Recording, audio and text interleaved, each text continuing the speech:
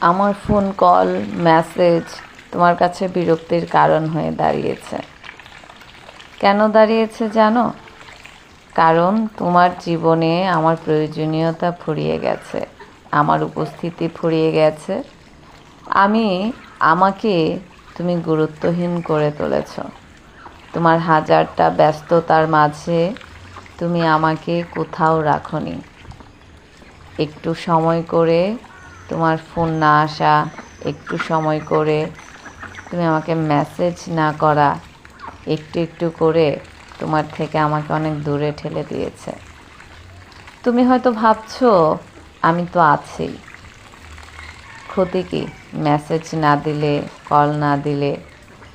কিন্তু তুমি এটা ভাবোনি যে তোমার কল না পাওয়া, তোমার মেসেজ না পাওয়া আমাকে কতটা আঘাত করে, আমাকে কতটা কষ্ট দেয়। আমি প্রতিনিয়ত চাই তুমি ভালো থাকো, আমি তোমার বিরক্তির কারণ হতে চাই না। তাই আমি তোমার থেকে দূরে